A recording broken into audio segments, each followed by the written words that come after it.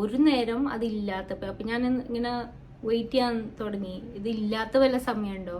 ഇപ്പം ഇല്ല, ഇത് ഫുൾ ടൈം എൻ്റെ തലയുടെ ഉള്ളിൽ ഇങ്ങനെ ഫീൽ ചെയ്യാൻ തുടങ്ങി. അതിൻ്റെ ഒപ്പം ആ വോബ്ലി നടക്കുമ്പോൾ ബോട്ടി നടക്കണ പോലത്തെ ഒരു സെൻസേഷൻ തുടങ്ങി, ബാലൻസ് ഇല്ലാത്ത പോലെ. ലൈക്ക് ഞാൻ സ്ട്രെയിറ്റ് നടക്കുമായിരിക്കും, പക്ഷെ എനിക്ക് ഫീൽ ചെയ്യണേ ഞാൻ സ്വയിങ് ആയിട്ട് നടക്കുകയാണെന്ന്. അങ്ങനെ അപ്പോൾ ഡോക്ടറിനെ കാണാൻ പോയി.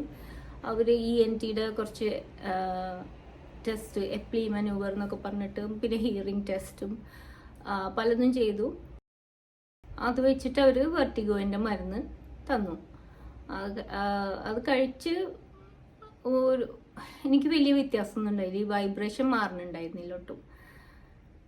3 മാസം കഴിഞ്ഞ് സെയിം മരുന്ന് തന്നെ തന്നു. ഞാൻ പറഞ്ഞു ഇത് ഒരു എഫക്റ്റ് ഉണ്ടായില്ലല്ലോ, ഈ സെയിം മരുന്ന് തന്നെയാണ്.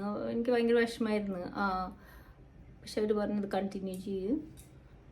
ഇമ്പ്രൂവ്മെൻ്റ് ഇല്ലാത്തതുകൊണ്ട് നല്ല വിഷമമുണ്ടായി.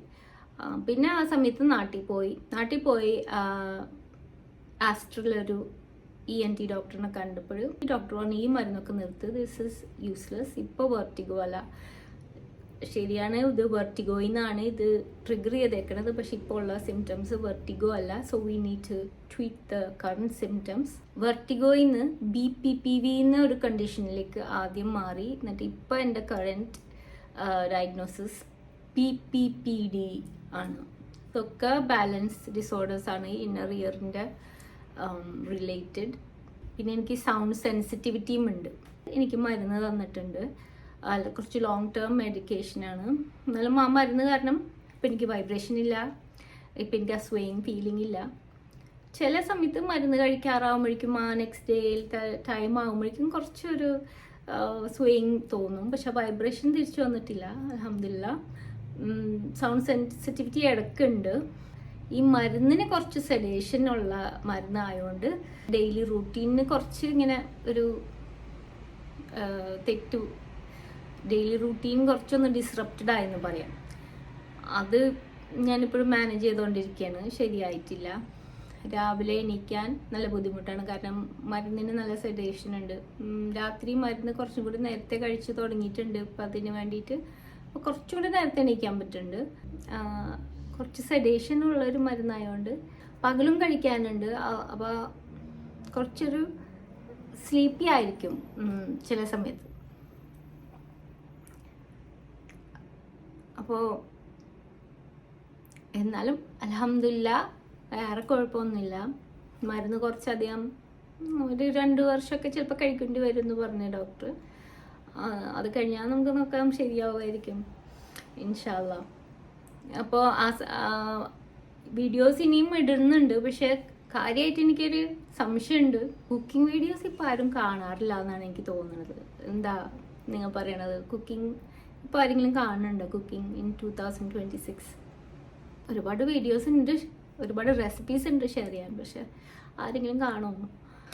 ഈ വീഡിയോയുടെ താഴെ നിങ്ങൾക്ക് കുക്കിംഗ് ബേസ്ഡ് ക്വസ്റ്റ്യൻസ് എന്തെങ്കിലും ഉണ്ടെങ്കിൽ ഒന്ന് ചോദിക്കാം. ഞാൻ ഉദ്ദേശിക്കുന്നത് കുക്കിംഗ് ആദ്യമായിട്ട് പഠിച്ച് വരുന്ന പിള്ളേരോടാണ് കേട്ടോ. കുക്കിംഗ് നന്നായിട്ട് അറിയണ ഇഷ്ടം പോലെ പേരുണ്ടെന്നറിയാം, അവരോടല്ല.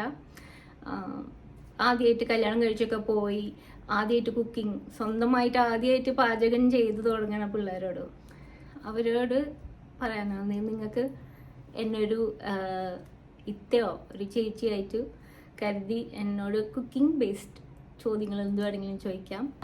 എന്ത് വേണമെങ്കിലും ഹെൽപ്പ് ചെയ്യാൻ ഞാൻ റെഡിയാണ്. എനിക്ക് കുക്കിംഗ് ഒരുപാട് ഇഷ്ടമുള്ള ഒരാളായിട്ട് ഞാൻ പറയുന്നതാണ്. നമ്മൾ സന്തോഷത്തോടുകൂടി കുക്ക് ചെയ്താൽ നമുക്ക് കുക്കിംഗ് ഇഷ്ടമുണ്ടാവും. നമുക്ക് താല്പര്യമില്ലാണ്ട് കുക്ക് ചെയ്താൽ നമുക്കതിനോടുള്ള ദേഷ്യം കൂടി വരികയും ചെയ്യും, നമ്മൾ ഉണ്ടാക്കണമെന്നൊന്നും നന്നാവില്ല. അപ്പോൾ എപ്പോഴും കുറച്ചൊരു ലൈറ്റ് ഹാർട്ടഡ് ആയിട്ട് കുക്ക് ചെയ്ത് പഠിക്കണം. അത് നമുക്കും നല്ലത്, നമ്മുടെ ഫാമിലിക്കും നല്ലതായിരിക്കും. പിന്നെ ആരായാലും കുക്ക് ചെയ്യണത് നല്ലത് തന്നെയാണ്, ആൺപിള്ളേരായാലും പെൺപിള്ളേരായാലും. പെണ്ണുങ്ങൾക്ക് മാത്രമുള്ള ഇതൊന്നുമല്ല. പിന്നെ ഇപ്പോഴത്തെ ജനറേഷൻ ഞാൻ ഒരുപാട് കാണുന്നുണ്ട് വ്ളോഗ്സൊക്കെ, ഭയങ്കര ഹാപ്പിയാണ്. നിങ്ങൾ ഷെയർ ചെയ്ത് രണ്ടുപേരും കൂടി ഒരുമിച്ചൊക്കെയാണ് കുക്ക് ചെയ്യണത്, വളരെ നല്ല കാര്യം. അപ്പോൾ എന്തെങ്കിലും കുക്കിംഗ് റിലേറ്റഡ് ഡൗട്ട്സോ പുതിയ റെസിപ്പീസ് എന്തെങ്കിലും ഷെയർ ചെയ്യാൻ റിക്വസ്റ്റ്സോ എന്തെങ്കിലും ഉണ്ടെങ്കിൽ കമൻസിൽ ഒന്നിടുക. അപ്പം അത് നോക്കിയിട്ട് ഞാൻ അതനുസരിച്ചിട്ട് അടുത്ത വീഡിയോ ഇടാം. അപ്പോൾ ഇപ്പോഴത്തേക്ക് അത്രേ ഉള്ളൂ, ചെറിയ എൻ്റെ ഒരു update. Thank you so much for watching. See you next time. By.